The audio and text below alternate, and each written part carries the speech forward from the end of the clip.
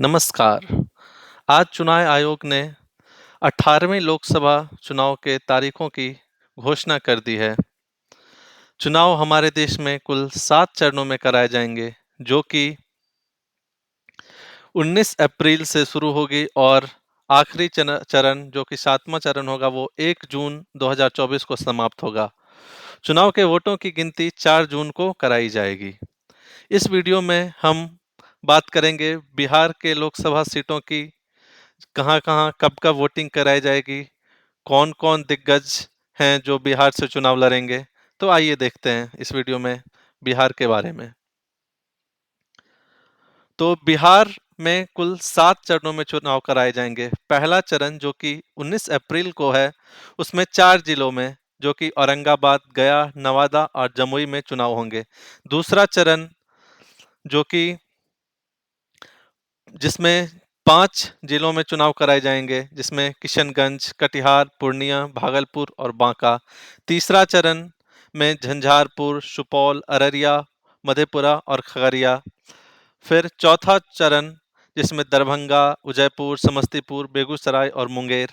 पांचवा चरण सीतामढ़ी, मधुबनी, मुजफ्फरपुर, सारण और हाजीपुर। छठा चरण वाल्मीकि नगर, पश्चिमी चंपारण, पूर्वी चंपारण, शिवहर, वैशाली, गोपालगंज, सिवान, महाराजगंज और सातवां और आखिरी चरण जो कि 1 जून को है, उसमें नालंदा, पटना साहिब, पाटलिपुत्रा, आरा, बक्सर, सासाराम, काराकाट और जहानाबाद यहाँ चुनाव कराए जाएंगे। जहां तक दिग्गजों की बात है, तो बहुत बड़े-बड़े दिग्गज हैं जो कि बिहार से चुनाव लड़ते हैं, जिसमें आपका सबसे पहले बीजेपी के रविशंकर प्रसाद हैं, जो कि बेसिकली पटना साहिब से चुनाव लड़ेंगे। फिर कन्हैया कुमार जो कि पहले लेफ्ट में थे, अब वो कांग्रेस में ज्वाइन कर लिए हैं। ऐसा अनुमान लगाया जा रहा है कि उन्हें बेगूसराय सीट से चुनाव लड़ाया जा सकता है। फिर उसी तरह फायर ब्रिगेड नेता गिरिराज सिंह जो कि बेगूसराय से चुनाव लड़ते हैं। इन सारे दिग्गजों की किस्मत दांव पर लगेगी। जहां तक समीकरण की बात करें, तो कुछ दिनों पहले तक नीतीश कुमार लालू यादव के आरजेडी के साथ सरकार बनाकर बिहार में सरकार चला रहे थे, लेकिन फिर स्थिति बदली और वो अचानक फिर से पलट गए और बीजेपी के साथ आ गए।